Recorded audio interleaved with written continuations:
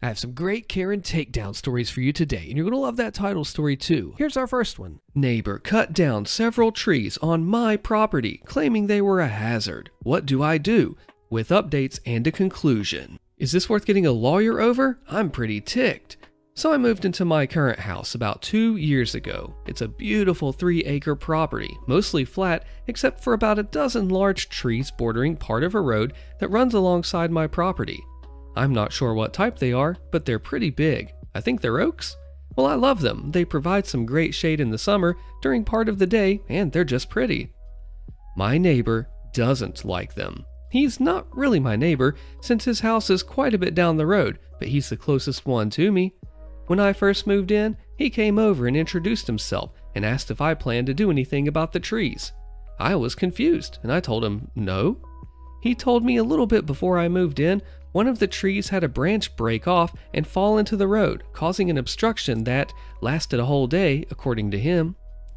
He said the previous owner didn't care and did not cut down the trees, but he, the neighbor, hoped that I would. I told him that I would talk to the previous owner and see about it. I did that, and though it was 2 years ago, as I recall, the owner told me that he went out and moved the branch the moment he saw it. We talked a bit more, and I decided not to cut down the trees. Like I said, I like them. So I was away this past week and weekend visiting family for our annual reunion. I come back and honestly almost drove past my own house because I was so used to seeing the line of trees and they weren't there. He cut down all my trees. I immediately went and asked him, and he said that he had them removed due to being a hazard and that it was legal because the city signed off on it. I was livid, but I just left and told him to stay off of my property. There aren't even stumps, guys. They are completely gone. I asked my other neighbors, one who lives down the road the opposite way and another across the way, what had happened, and they said he had a company out there cutting them all down all week. One of them asked him about it, and apparently he showed them some document from the city that gave him permission to remove the trees. Is that true? Can he just remove my trees? Should I call a lawyer about this? Call the city? I don't even know where to start. It's left that whole area of my property an ugly strip of dirt and loose earth. I know the trees are definitely on my property. The previous owner and real estate agent walked around with me, and I remember them showing me the extent of the property, and it's not like the trees are right up against the road. The trunks were like 15 to 20 feet in from the road, and were probably 15 feet apart. I'm not sure, but they stretched a pretty good amount along the road, and some of the branches definitely hung over the road. What should I do? I also called the previous owner, who was rather surprised to hear from me, and told him what had happened. He was also ticked. He told me those trees had been there since before he bought the house, 20-something years ago, and he also told me what kind. He says they were white oaks, but I'm going to go with what some people suggested and hire an arborist to come out. Now, it should have been more clear that whoever removed the trees didn't take out all the stumps. I meant like the classic 2-foot stump wasn't there, but they were trimmed down to like a few inches. Barely noticeable, and there's a lot of loose dirt like they tried digging or something. I'm going to talk to the police tomorrow and see if I can talk to whoever's in charge of these matters with the city. Hopefully they can tell me if they gave permission to my neighbor or not. An update. This was a busy morning, but I think I'm on the right track. I know my neighbor is a little wealthy since he told me about a summer house that he has, but I don't know if he paid for this or what. So I went to the police first thing and asked to report trespassing and possible vandalism. The officer took down my story, and I even brought him some photos, which he asked to keep. He then told me, and this kinda ticked me off, that unless I had proof of my neighbor cutting these trees down or giving authorization to cut them down, it may turn into my word against my neighbor's. He suggested I just pursue this in court myself. Is he right? I don't want to question a police officer, but I want to be sure. While at the police station, I asked who I would talk to specifically with the city about permits and tree removals, and the officer told me to try the Public Works, which matched what a user commented. So I went home and called them. The lady asked for my street address so she could check it against their records, and I did, and she found nothing. Not a single thing. She said there was nothing regarding my address or property in the last 6 weeks. I noted that and then thanked her. Then I called an arborist like many of you suggested and made an appointment for later this week. She, the arborist, also asked that I have some photos of the trees when she comes, which is fine since I have more. Finally, I looked up companies that do landscaping or logging and tree removal, covering all of my bases since I really don't know who would handle tree removal anywhere other than a forest. Anyways, after calling a few places, I got one who confirmed that they did the job, and they told me that they were following a city order. That call was after I called the lady at the Public Works for the city, and she told me there was no record of my address. Did my neighbor lie to this company? They didn't ask me for more details, and when I asked who showed them the order, they said they couldn't tell me. What? Is this true? I'm going to look up some law offices in my general area and reach out about all of this. Does this fall under a specific type of law office? Like, should I hire a specific lawyer? Sorry, I'm really out of my league here. I'll let you know what happens, though.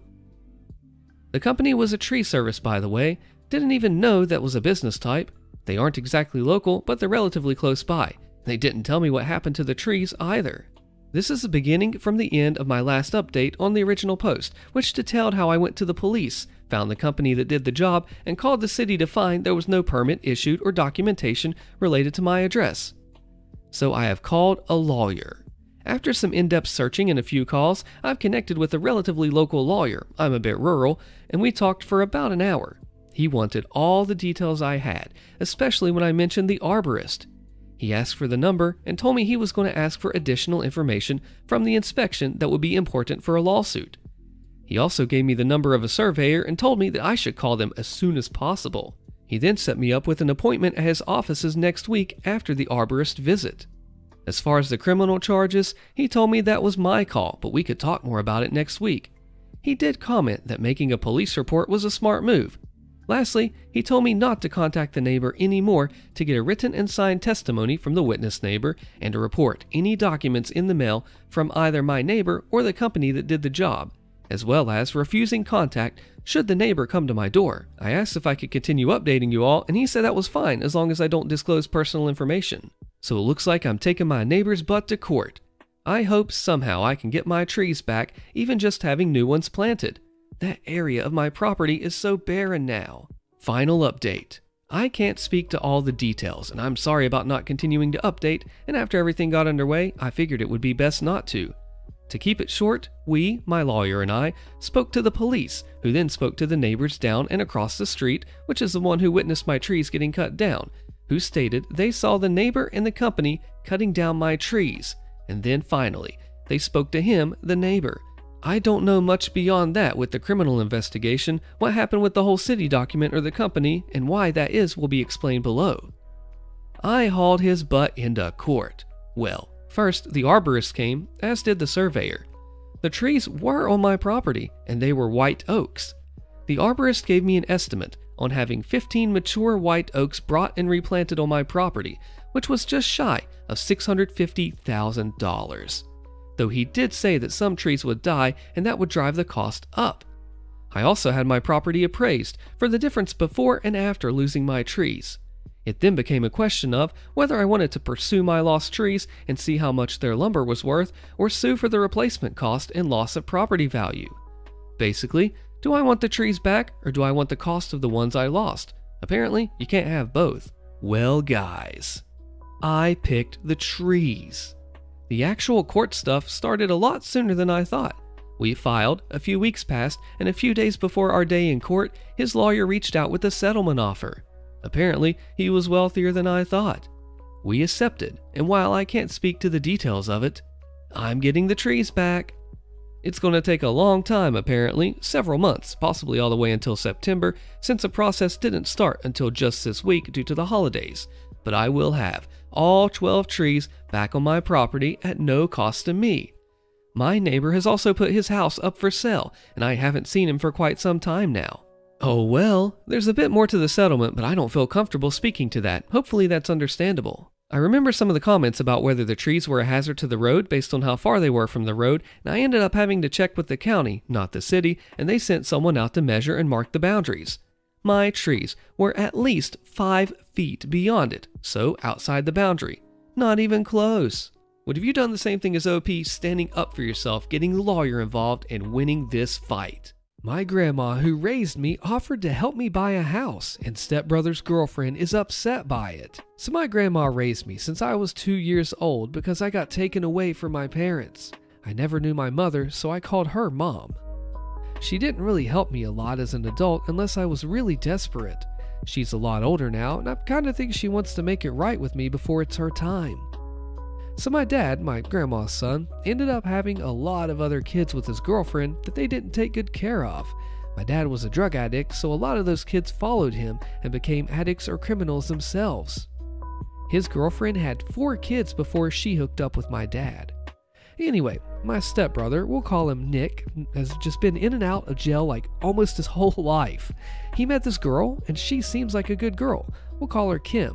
Kim is keeping Nick out of trouble. I thought I was bonding a friendship with Kim and gave Nick a second chance. Me and my husband had them out to our house and fed them dinner. My grandma invited them to Christmas, and she cooked dinner and always treated Kim good, even when Nick was in jail. I even came to her apartment 45 minutes away on my only day off work to help her clean her apartment when she had surgery. It was bad too. I took like 12 bags of garbage out of her apartment, and I was there cleaning for like 5 hours for free, just to help her. So Nick finally made it out of jail right before Christmas. I listened to Kim vent about him being in jail many times. I felt bad for her because I thought that she had no one else. Fast forward, I'm currently trying to get a mortgage to get a house of my own and stop renting. I told my grandma that I didn't know if I would get it because I didn't have enough for a down payment. She told me that she would help me. I told her, well, thank you, but I feel bad to take from her. Of course, I will be paying her back at tax time, so I probably only need it for a month or 2. Thinking Kim was my friend, I ended up telling her that my grandma said that she would help me. She got all mad about it and said that she wouldn't help them with money for a car.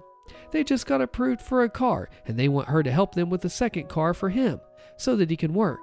I didn't know that they asked her for money. So I never had a criminal record or went to jail. I have full intentions of paying my grandma back in a couple of months.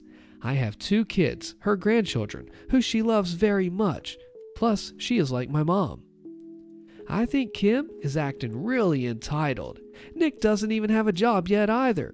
I'm thinking of keeping my distance from her at this point. I honestly don't care that much for the friendship, but I'm kinda hurt that she would be mad about my grandma helping me out. She has only been with Nick for a couple of years. You're responsible, Nick is not. Yeah, I mean, it'd be great if Nick had a chance, but he has shown time and again that he does not do it. I mean, you have to want the help. You cannot make someone, I've learned this the hard way, get help if they don't want it. That's the tricky part. What would have you done? As we get into the next story, I have to tell you something. Hey, also, I added more stories to the new 24/7 HOA Karen radio stream on the channel, perfect to binge or play for background noise while you sleep. Check out the link in the description or on the front page of the channel. It looks like this. Diva Chef told me just stand there and be quiet. Okay. By Artful Dodger 1431. Here's some background. Let me take you into my past. Again, I'm in the kitchen of a large culinary company and catering company. You get these more often than most. A diva in the kitchen. Could be a cook, a chef, or someone with a lot of attitude. Let me introduce you to Chef Smokey, and the reason will be explained in a moment. At the time, he was a line cook with some attitude issues. He had just joined on with us and he acted like he was going to be the next top chef in this company. He came over to our main line, looked things over, and then he came to the prep zone. Now, the difference in the prep zone and the main line is the type of burners. On the main line, we have gas ranges, 6 in fact, and in the prep zone, we have almost all L-shaped counters with induction burners set up. On unusually swamped nights, the prep zone will handle appetizers for the main line. So here comes Chef Smokey about to take the lead on appetizers. Myself and one other person are working hard, but apparently not smart enough. So Chef Smokey grabs multiple pans and puts them on the induction burners. He revs them up super high and adds his olive oil. Now, there are 2 glitches in this scenario. Issue 1. Induction burners, these older ones, use specific pans and they have a special setup to work, so they can be a little temperamental when they do work, and if you use the wrong pan, either the pan won't work or they act up. Issue 2 is that olive oil smokes faster than normal canola or vegetable oil or the mixed oil that we have on site. The recipe calls for olive oil. We don't pump our induction burners to super high, especially when you're using pans not made for it, because, well, the pans work, but they can run super hot. They can overload the induction burner, or they might not just work at all. He sprays oil into all 5 pans that he has on super high. He gives us a super conceited look. I say, you might not wanna. Chef Smokey says, zip it. You seriously might not just be quiet and watch. With all due respect, you... And I reach to lower the settings on the induction, and he nearly spanks my hand. Just stand there and be quiet. The malicious compliance. Okay, learn the hard way, I think. Chef Smokey starts his first pan, dropping his appetizer to cook. It comes out great, but as he reaches for his second pan, the oil has already instant burned. Pan 3, 4, 5 are also burned oil. They're smoking. So, being a resilient, smart, and problem-solving human he is, he wipes the pans and sprays oil in them. Oil instant burns. Okay, so he tries a new tactic. Chef Smokey drops oil and then he drops the appetizer material at the same moment. Nice try. His appetizer instant burns because his oil was already burned quick. He goes through this cycle about 3 times of burning product pretty fast. He is getting raging PO'd. So I try to stop him, but he's got to try one last time. He burns it again. He lays his oil in his pans again, and I lean in and say, hey, Smokey the Bear, your oil's burning again. The aftermath. Chef Smokey backs off. Then it's each man to a pan, heat turned to a moderate level. While Chef Smokey starts the re-prep of the lost product he's burned through, let me note that he burned through most of the day's product, so he was going to spend the day re-prepping. He spent a good day silent. The guys in the kitchen used my nickname I gave him, and some called him Smokey the Bear, some called him Chef Smokey, and it stuck until he quit. Customer asked me to count out a bag of live crickets in front of her, loses out on bonus crickets, posted by Albino Raven 666. I, 32-year-old female, work part-time at a pet store to supplement my income as my salary of my full-time teacher doesn't always pay the bills. Plus, I have a few pets and 20% off of in-store purchases is rather helpful. Anyway, one of the things that we supply are live and frozen feeder animals for things like reptiles, certain aquatic creatures, and invertebrates. These include things like mice and rats, Dubai roaches, bloodworms, mealworms, waxworms, superworms, and crickets. The mice and the rats are either frozen or live, but either way they're easy to count and box up for the customer. Dubai roaches, mealworms, waxworms, and superworms are pre-packaged and price-marked, but the crickets are not. Crickets are kept in these large containers with mesh top egg cartons for the crickets to climb and hide in, cricket food, and hydration. This means that when the customers ask for crickets, which we usually sell by the dozen, we have to count and retrieve them manually while putting them in a plastic bag that we then fill with air and then tie off to go to the customer. Our method for transferring the crickets is to lightly tap the egg cartons over a funnel-like object that doesn't have a hole at the bottom. We tap the crickets in, wrap the plastic bag around the mouth of the funnel, then tip it and lightly tap the crickets into the bag. Some crickets jump in out of order or cling to others, so often customers are given bonus crickets, which we're okay with. It's better than shorting them. So customers are always given the right amount or often more than what they ask for without an increase in price. Most people get this. The customer in the story did not. A woman comes in and she asked for 4 dozen crickets, 48 crickets total. I went to the back, tapped the crickets from the cartons into the funnel, and then counted them into the bag. As per usual, the occasional extra cricket tumbled or hopped in, probably putting the total to a bit over 50 by the time I was done. So I bagged them, tied the bag, and then I took them to the counter. Now, I don't know if this woman was having a bad day or if she'd been stiffed by another store in the past, but she demanded that we count out the crickets in front of her before she pays for them. Now, I explained that this was likely that she got a little more than what she asked for and that counting out 48 crickets individually would take a little while. She insisted and wanted to be sure that we weren't, quote, ripping her off, unquote. So I got one of those small plastic critter keepers and a pair of tongs. I opened the bag, making it deflate and slightly more painful to work with, and inserted the tongs. Delicately so, not to crush the crickets, I grabbed each one with the tongs and started counting slowly so to not crush the crickets with the tongs or to lose my place while counting, which is something I do struggle with. Then I dropped each individually counted cricket into the critter keeper. So after about 5 to 10 minutes at the counter meticulously counting crickets with tongs and maybe deliberately taking a little bit longer than I had to out of spite, a line was building up behind the woman and I was getting close to the end of my count. Eventually I hit the grand total of what she paid for, 48 crickets. And wouldn't you believe it, there were 10 left over in the bag. Almost a whole extra free dozen that she would have gotten had she not asked me to count. I said, "Oh, would you look at that? My mistake. You were right. I did miscount. I'll put these other ones back and ring you up for the 48. I'll be right back." And before she could protest, I wandered off to dump the last 10 crickets back into the cricket container. When I came back to check her out, she was silent, not looking at me. She did her best to ignore the irritated looks of the customers lining up behind her while I poured her 48 crickets back into a plastic bag. She paid and then slunk off sheepishly out the door without a thank you or a glance back. I then got through the rest of the line quickly and apologized to the customers in line for the wait. I sent them home with some free samples, thanked them for their patience, and then continued along with my shift. She never complained, and she did return to the location several times after. She never asked anyone to count crickets again. Just undo that knot, posted by application Mobile 492. When I was a teenager, I spent my summers visiting my mom on one side of the country, and every other year her mom, my Grammy, on the other side of the country. Grammy usually had some project that needed doing, like cleaning gutters or fixing a fence, things like that. This story is from when she wanted some trees to chop down. Volunteer trees, the kind that grow tall and fast, but not thick. They're easily handled with a hacksaw and or a hatchet if one knows what they're doing. As will become apparent, I was not qualified for that description. Grammy hired a neighborhood teen to help out, and the two of us tackled the first and smallest of the 3 trees. This was when I learned that I was the most qualified of the 2 of us, so I was in charge of planning. Shockingly, the first tree went smoothly, and we learned how well that we worked together. Second tree, no problems. We're feeling like we have a handle on things. We get to the 3rd tree, and just like we did before, we tied a rope towards the top of the tree and tied it off to an old stump to guide the tree or to prevent an accident, and we got to work chopping into the trunk of the tree. We realized we had a problem when the rope went tight. Backing off to assess the situation, we were a little baffled how the tree started falling the way it did, but accepted that, if not for the rope, we would have just dropped this tree onto the nearby fence and Grammy's truck just beyond it. As we were discussing how to get the tree to fall the direction we wanted, Grammy came out to see what the holdup was. We get as far as pointing out the rope when she utters the line. "Oh, I see the problem. You used the wrong type of knot. You needed a slip knot so you could tighten it up as you went." No, that's not the problem. The problem is, here, undo that knot. I'll show you how to tie a proper knot. Nothing we could say could dislodge that idea that we just needed a proper knot. So, confirming what had happened the next was directly Grammy's fault, we undid the knot. The knot that was holding up a whole tree.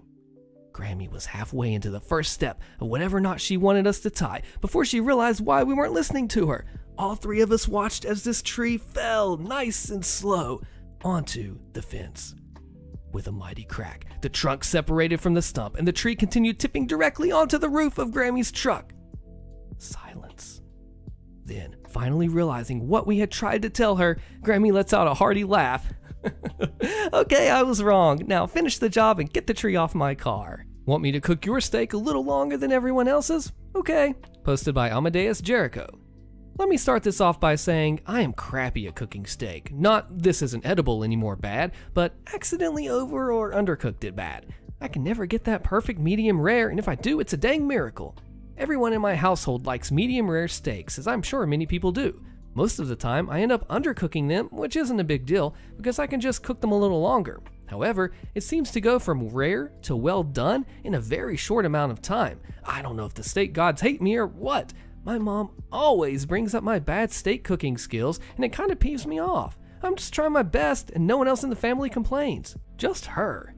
Now, before anyone says, "Why doesn't your mom cook?" or "Why can't she make her own food?" My mom is disabled, and she can barely stand long enough to make a sandwich without being in a lot of pain. My brother and dad work all day, so I'm the only one left to cook dinner every night. It's been this way for years. And yes, even though I've been cooking for years, I still can't perfect a steak. Anyway, today I was making steak for dinner. I was very confident that today would be the day that I get a perfect medium rare. As I was just finishing up the steaks, my mom chimes in with, "Can you cook mine a little longer than the rest of them?" from the living room. Now, today's just an off day for me. I don't know why, I just don't have the best mood today, and I've got a little PO'd that she asked me that, because I guess she would just assume that I'm going to make it too rare for her. She wants it to be cooked longer? Fine. I take 2 of the steaks off the heat to rest while I keep hers cooking. As I'm pre-cutting my steak, I like it pre-cut, don't judge me, I notice something. Could it be the perfect medium rare that I've been dreaming of? Yes, it's perfect, a perfect medium rare. I was delighted. After I'd finished cutting my steak, I take my mom's steak off the heat to rest. I wasn't going to completely butcher this steak because it was a very nice cut of steak and I wouldn't want to ruin it, so it's still very juicy. But as I was cutting her steak, again, because she's disabled, I see that it was definitely well done. In the end, when I served it up, I told her, "Too bad you wanted yours cooked longer. Yours is now well done instead of medium rare like the rest." I unfortunately didn't get the reaction I was hoping for, as she seemed pretty content with it. But I hope she stops asking me now. You don't want us to cook? Alrighty then. Posted by Pardon This Name's Taken. I've been thinking about posting this story for a while, and it just decided to commit. It brings a smile to my face, so here goes. When my brother and I were younger, 10 and 12, our parents had a rule that, other than using the microwave, we could not cook without a parent present. We can prep what we wanted to cook, but we were not to so much as touch that stove or oven. We tried it once and got fussed at. That's all it took. One summer, he and I wanted to make home fries, but our mother was at work and our father had just stepped out to do errands. I want to make home fries. Wait a minute, pardon, Mom and Dad said that we couldn't cook when they're not here. Now, let me interject with a little context about me. I was a smart aleck kid, and it got me in trouble often. So the inner workings of my mind on this day were bent toward mischief. They didn't say we couldn't cut it up, though. Wonder Twin malicious compliance activate. We then went to work, and then peeled and cut up and seasoned the potatoes before putting them in a bowl, covering the bowl with foil and placing it in the fridge. My brother and I looked at each other and said, "Wouldn't it be funny if Dad came home and ate raw potatoes, but said they were good even though they were raw?" Now for a little more context, my dad was notorious for going into the refrigerator and eating whatever food he felt like eating, regardless of whose it was. We laughed hysterically at the thought for about 10 minutes before going back to play Sega. About 2 hours go by and then my dad came home. As expected, he went to the refrigerator and pulled out the bowl of raw potatoes. We heard the rustle of the foil and immediately went to the kitchen to watch what he was going to do. He ate a potato and said, "Oh, this is raw. It tastes good though, but why didn't you cook it?" We reminded him that he said we couldn't cook if there wasn't a parent in the house. He chuckled and got out the skillet. That rule didn't last much longer in the house, and he began teaching us how to cook more. Karen tows my car off of my property. Click the video on your screen to find out what happens to Karen, and I'll see you there.